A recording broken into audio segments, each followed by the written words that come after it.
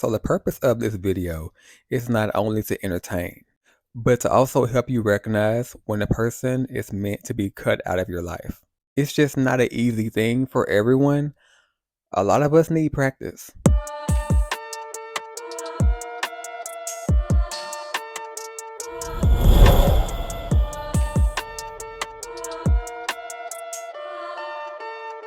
And I'm wearing one of my high school crushes basketball shorts. His football number is on him and everything. That's a story time for another day. This friend that I'm going to talk about is so emotional that if he watches this video, he's going to be upset. Even though I'm being discreet with names and some information that's not a dead giveaway, if the truth hurts, then hello. This was my first ever queer friend that I know of. Okay, my first openly queer friend. Let's just call him Chris. And it was cool because we come from similar backgrounds and he's an Aquarius, but a big red flag for me was his moon sign is Cancer. Now, for those of you who don't know, your moon sign is your emotional side. So he's an Aquarius and a Cancer. He also is a barber. You know, he cuts hair out of his apartment. This is Los Angeles, so you better have a hustle, So he became my new barber. But yeah, I became a faithful client because that was my friend, and I feel like I'm getting off topic, so my bad. So time goes by in our friendship, and Christmas comes around. It was a Christmas Eve party, and he invited me to it at his apartment. All of Chris's friends are there, plus his boyfriend, we'll call him Danny. Not going to lie, Danny was handsome too, and he was adorable. He was like good looking, but he had like this really gentle, nice vibes to him and very laid back, and that's very attractive as well. And I was not afraid to let Chris know that I thought that his boyfriend was cute and good for him.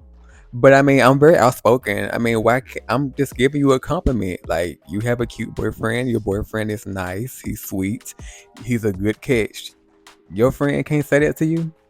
And Chris would always talk about how they basically have a one-sided open relationship, meaning they had an agreement that Chris was allowed to go out and date other people, but Danny was not. I thought that was crazy. But hey, if that works for you guys, whatever. Now, according to outside sources, I am someone that can come off as flirty when I'm just being nice. In reality, I'm quite awkward. I just don't like when people judge me off of my appearance and try to label me as a slut. But back to the Christmas party. But hold on. Now, at that Christmas party, I met a gorgeous trans girl. We'll call her Lilly. Me and Lilly clicked ASAP. Now, I was thrilled to be making friends.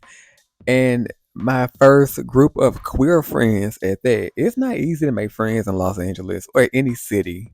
But child, not long after that, Chris and Lilly both invited me to a New Year's Eve party at a mutual friend of theirs' apartment in downtown Los Angeles. We had so much fun, and the next day, I saw a funny New Year's Eve meme on Instagram that reminded me of something that happened at our New Year's Eve party. I sent that meme to multiple people that was at that party through the Instagram DMs. And so at the time, at least, when you sent more than one person the same post, it wouldn't go to them in one big group. It would go to them separately as if you only sent it to them. About a few hours later, I get a random FaceTime from Chris. And I get this weird feeling before I answer the phone. I'm like, okay. Before I can answer the phone, it stops ringing. He hangs up. And I try to call back. He ignores my call. So I'm like, okay, that's weird. Maybe it was an accident. So ironically, the next day, like that morning, Lilly calls me. Lilly has a nice penthouse in downtown LA, and it has a rooftop water heated pool. And even though it was January, it's very sunny in LA. Not so much these days, but at that time it was. And so she invited me over to hang out by the pool. And all of a sudden, she drops this bomb on me that Chris was furious that I DM'd Danny. And when I tell you I was flabbergasted, that came out of nowhere. I'm like, what? Lily agreed that the entire situation was irrational, and Chris called her upset, and looking for advice and all that stuff. Now, she explained to him that I sent that meme not only to Danny, but to 85% of the people that was at the New Year's Eve party, including him and Lily. But he really didn't want to hear that. Like he was calling me and she convinced him to hang up the phone. Later that night, Chris texts me and asks me if I want a haircut. And I say yeah because ironically I had digitals in a few days for a modeling agency in New York. That's a whole nother thing. And I figured this was going to be a time to talk. I'm sure that he and Lily spoke after I left Lily's place, whatever. So the next day, I get to his apartment, and it was so awkward because he wouldn't even talk to me until he was halfway done with my haircut. He basically started explaining how he noticed how I'm always complimenting how attractive Danny is and how sweet he is. He sees how I talk to Danny and he doesn't like that. And the last straw was the DM. He's saying all of this as he has a razor to my face, like lining up my hairline. Is he about to cut my face up over a boy that I don't even want? And of course, I explained to him my intentions, that I only have platonic intentions. I'm invested in a friendship with you all. And I could tell that his mind was made up about me, even though we hugged it out after the whole thing. But I was just like, okay, maybe we can move past this. I was wrong. Spoiler alert. Next day, I meet up with a friend. He's a photographer and he has a studio. And I went there and did my digitals. But while my friend was, we were doing the shoot, he stopped a couple of times. And he finally was like, I don't know what it is, but something's off with you today. And I'm like, what are you talking about? He just looking at me like, I don't know what it is. And so whatever, I was like, whatever, screw it. So we finished with the digitals, and he sends me the photos that night, and I send them over to this agent in New York that I had been talking to back and forth for like weeks. And he's a really big deal. He was a judge on America's Next Top Model back in the early 2000s, a couple of episodes, and he's within that circle.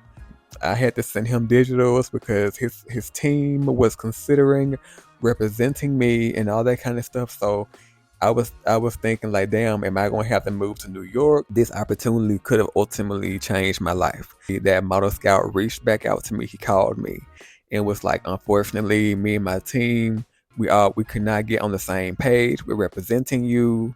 Maybe next time. And I was hurt, but I was like, whatever, because rejection is protection, right? But before we got off of the phone, he asked me, he also mentioned, your hairline is crooked. I was like, what? It was just so random that he would say that. He's like, yeah, you're in the photos, your hairline is crooked. And I looked at the photos and I noticed that was the problem. That's what my friend was talking about when he said I look off. And of course, Chris's face comes into my head. And so I'm thinking to myself, did he purposely do this? Because I told him I had it. I told him the whole situation with this model scout, this model agent, and this opportunity that I had. And now he's basically cutting my hair and accusing me of wanting to sleep with his boyfriend. So, and he had never messed my hair up before. But I'm going to stop this video here. There's obviously more to the story. But if you want to hear more, comment down below. If you like this video, like, comment, subscribe, share this video to other platforms, and ciao for now.